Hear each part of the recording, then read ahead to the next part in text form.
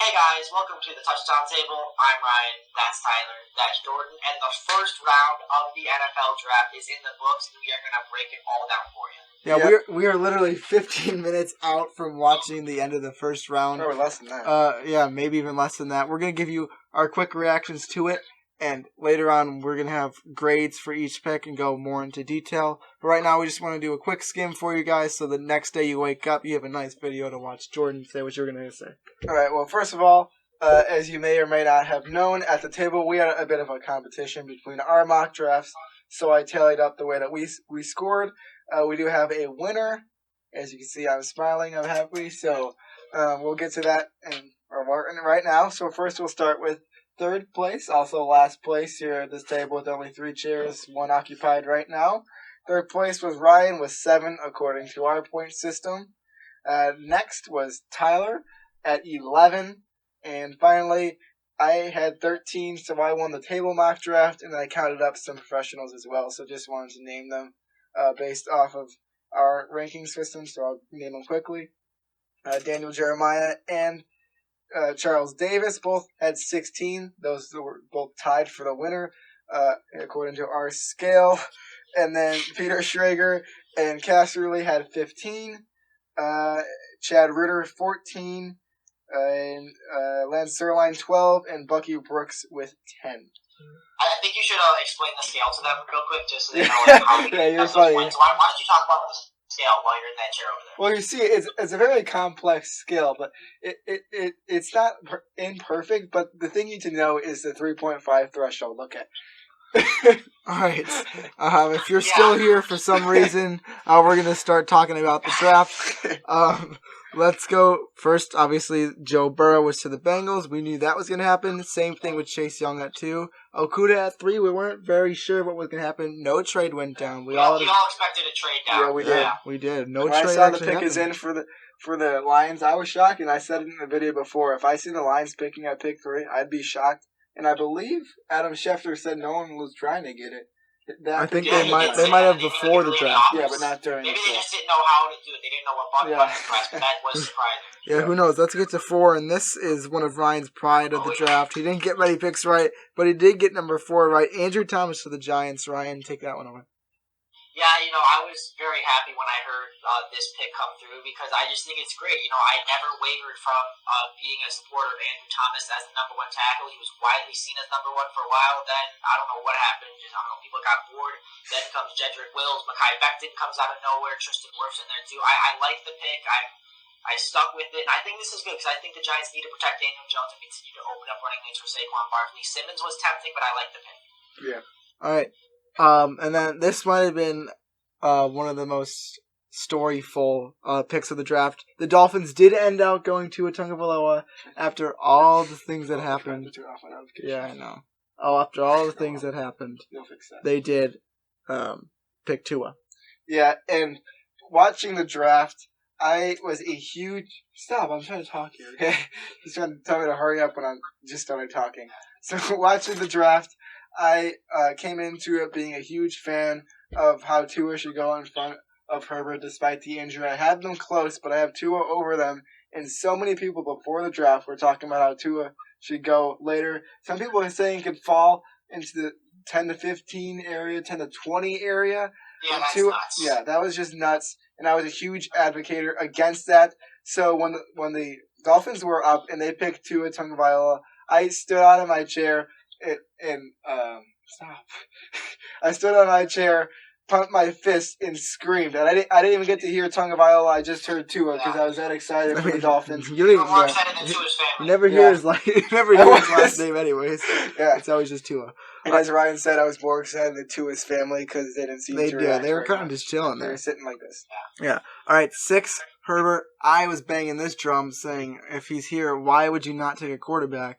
It didn't make any sense for them not to go that direction. So that made sense. The Panthers passed on Isaiah Simmons. That was kind of a surprise.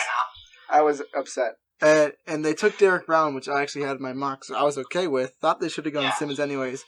The Cardinals, who were heavily favored to get offensive linemen, saw Simmons on the board, and at least in my perspective, I don't blame them for taking this type of talent. No, it's good. I think that they definitely could have used a tackle, but with a talent like Isaiah Simmons still on the board, there's no reason not to take him. He's Josh gonna help out your Jones is still defense there for the second round, too. tremendously, exactly, yes. And so I think that was a very good pick for them. Like Tyler said, Josh Jones still available, some other good tackles as well they could take to fill that void. Yeah, Ezra Cleveland. Yeah, I was just upset that the Panthers didn't take him because I really thought Matt Rule loved the speed of Isaiah Simmons. Yeah, and Derek Brown, a great player, don't get me wrong, but it's just not as flashy, not as fun, and not as Matt Rule new team as I thought it was going to be. But hey, why not? Yeah, I'm just happy Simmons didn't fall to the Jaguars, really, because I don't want them getting lucky 2 years in a row, so there's one pro for me. All right, let's move on to the next one. C.J. Henderson went to the Jaguars. They were trying to get some new corners in there, and you could see they were trying to build their defense in this draft. I like that pick a lot. I didn't think it was really too high for C.J. Henderson, but maybe surprised some people, but not too bad. There was definitely the offensive tackle talk, but I was high on C.J. Henderson. The knock on him is his tackling, but he's a great cover corner, and I think the Jaguars got a good pick at pick 10. All right, number 10 is number 10 is Jedrek Willis of the Browns. That one made sense considering offensive lineman. Same with Mekhi Becton. They passed on a receiver, but if he was there, I don't blame him for taking him. And honestly, I think they might have taken a lineman anyways. Yeah. So let's keep. We knew there was going to be a run on tackles at some point. It really started here at 10. Yeah. All right. Let's move on to pick number 12 with the start of the Raiders. You could say this one's kind of a shocker. Not compared to the next one we're going to talk about. But they went with Henry Ruggs as the first wide receiver off the board. Mike Mayock likes speed, and he got that now. A new flashy receiver and another flashy receiver in the EFC West. Yeah, don't get me wrong. Henry Ruggs is probably set to be a great player in the NFL.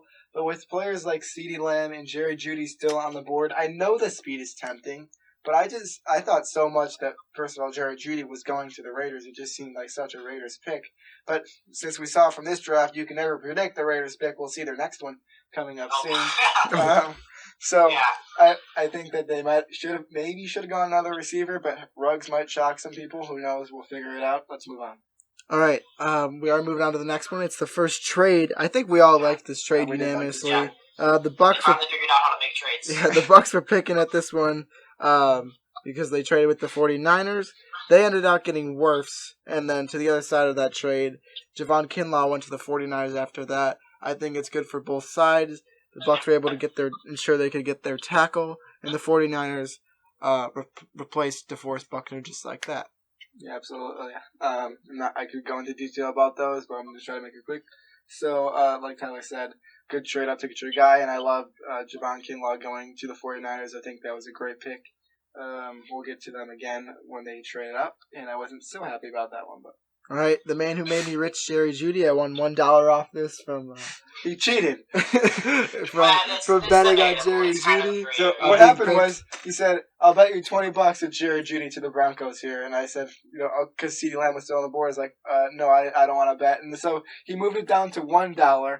So eventually they get the pick. Jerry Jeudy's a guy. I gave him $1. Later, towards the end of the draft, he tells me he saw the pick before, so he cheated. I should get my $1 back. And if you guys agree with me, put it in the comment section below. Like start a riot or something. Not a riot. No riots. Don't do that. Please. I might be starting a riot in Vegas after pick 19. No. Start like some poll to get my $1 back because I'm $1 less rich today, and it kind of makes me upset. But hey, I won in our mock drafts at the table at least. Yeah, there you go. I still have that to hold over them for a long time. I'm not in the Man-to-Man Mayhem series, but I have this over them. So. Okay, A.J. Terrell, number 16 to the Falcons. Maybe some people didn't expect to see that, but not a terrible pick there. I thought this was a Raiders pick. Like I said, you can't predict that, but they did need a corner. There were still some guys on the board, like an edge rusher, who surprisingly, Epinesa and Yetur Gross-Matos fell to the second round. We'll see them tomorrow for us, today for you. So they could have gone that position, but they went corner and they needed a corner, so I guess it's fine. All right, quite possibly the steal of the draft. Not a position you think the Cowboys would go, but if CeeDee Lamb's at 17, I don't blame Jerry Jones from staying away from all the other people in his organization and deciding to pick CeeDee Lamb all on his own. Yeah, and this one really for me, there's always the debate: do you go for the positional need or do you go best player available? This was best player available because Dallas doesn't have a pressing need at the wide receiver position, but this is the best receiver in the draft, in my opinion. I had him Me going too. 11, and I was shocked that he was the third receiver off the board. This is an absolute steal, like you said. I said it the minute he got picked that this instantly became one of the best offenses in the league down in Dallas.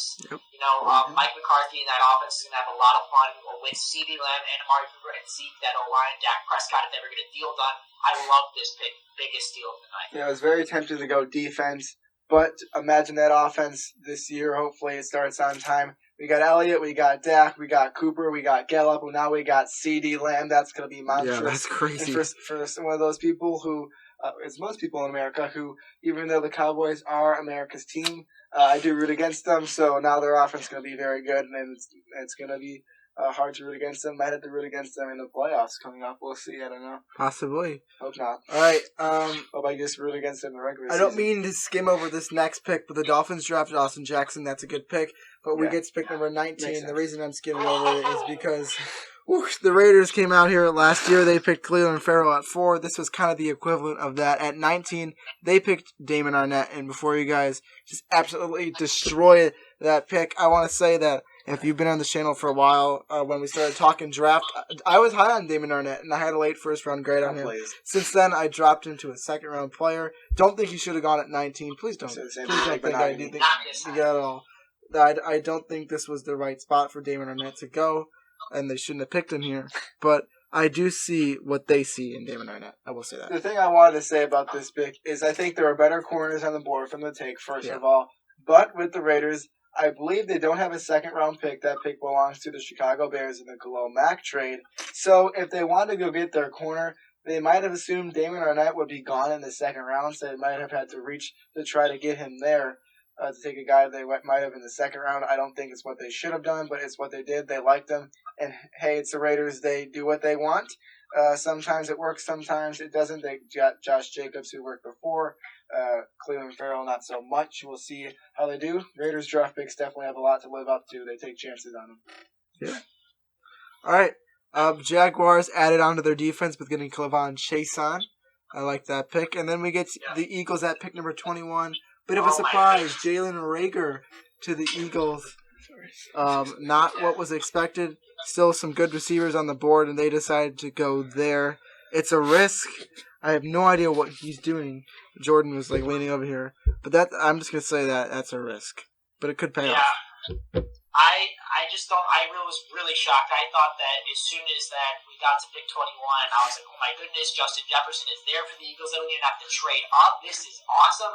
And they don't take him. I had Justin Jefferson as my third-ranked receiver, so I was just shocked that they went with Reagor. No disrespect to Reagor, but I thought Jefferson should have been the clear-cut pick. Or with CeeDee Lamb gone, the Eagles should have traded up to 16 or something and taken CeeDee. But hey, Doug Peterson's going to do what he wants to do. I don't know what else to say. I agree with you. Yeah, speaking of Justin Jefferson, pick number 22 was Justin Jefferson, and that one was quite obvious that they were going to do that. Made a lot of sense. I had him going there. The Chargers traded... I want to say something real quick. I just want to say, if you're watching the draft, when the Eagles were up, they showed Justin Jefferson. He was actually on the phone. Yeah. So going into it, we thought Jefferson was going to go to the Eagles, but apparently he must have been on the phone with the Vikings for the next pick. And so, they kind of trolled us a bit on that. Thought for sure Jefferson was going to be Eagle. Now he's joining the NFC North, my division, for the Chicago Bears. And unfortunately, I like Jefferson. Now I have to hate him. Yeah, the Chargers, after that, traded all the way up back into the first round from their second-round pick to pick number 23 and got Kenneth Murray. A bit of a risk to move up that well, but Kenneth Murray's a good player. Absolutely. Yeah. Clear-cut linebacker, too, in this class. I like the pick. And that defense, they've got a lot of young talent on there. Yeah. And then just wanted to mention for Ryan, he had Patriots going Jake Fromm with this pick. So, like you said, we never know what they would have done. So, maybe they can go. They draft card ready, and then they said, "Oh, we can get some more picks and take him in the second round." So you can never disprove that now. Yeah, you can never prove that. Yeah, that's right. The Saints got the first center of the draft, Cesar Ruiz, at pick number 24. That one could have caught people off guard, but I'm not against the pick at all. I like Ruiz, but with some guys like Patrick Queen still on the board, maybe a corner that you might want to go.